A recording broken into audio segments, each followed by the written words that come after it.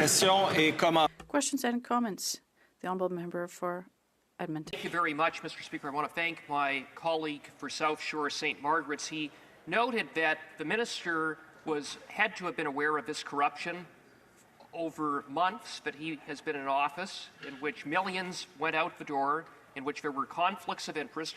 Last week at the Public Accounts Committee, there was bombshell testimony from the whistleblower who characterized this minister's conduct in this matter, among other things, as corrupt and deceitful.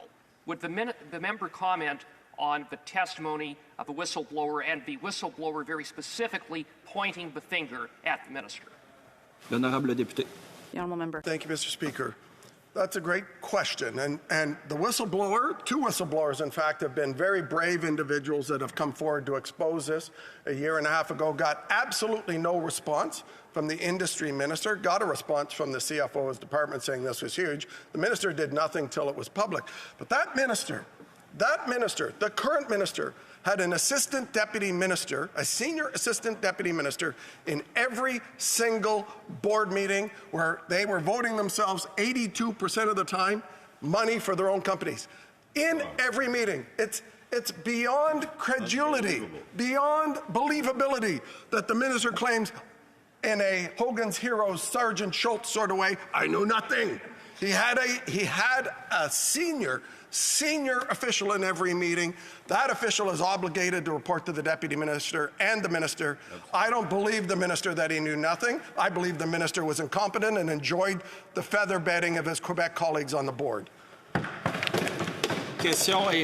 Questions and comments. The Honourable Member for Owen Sound. Thank you, Mr. Speaker. So, look, I just want to thank my honourable colleague for just laying out just how deep this corruption is and just how, implicated even the current minister is. But I'd like him to explain, because I think he understands some even more of the historical context of how far back this goes to even the former Minister of Industry, Navdeep Bains, and how the PCO and PMO were warned about these potential conflicts. And if he could explain to Canadians just how far back this goes and how deep this corruption is with the current Liberal government. The Honourable Member. Mr. Speaker, the Harper government cleaned this up, put in a new chair, Jim Basile, hired a new CEO. It got a clean bill of health from the Auditor General and Treasury Board in 2017. Then the chair, Jim Basile, started to criticize this government in public on their lack of action on the surveillance economy. Guess what Navdeep Bains did? He said he's got to go because he won't shut up about criticizing the government. Tossed him out, put in a chair that they were told repeatedly by SDTC should not be in it because she's the first conflicted chair in the history of SDTC, including the former PMO staffer who did communications and was in SDTC, phoned her colleagues in the minister's office in PMO and said this person's conflicted. And guess what? Former Minister Navdeep Bains said, that's, by the way, the guy in charge of the highest cell phone rates in the world at Rogers now.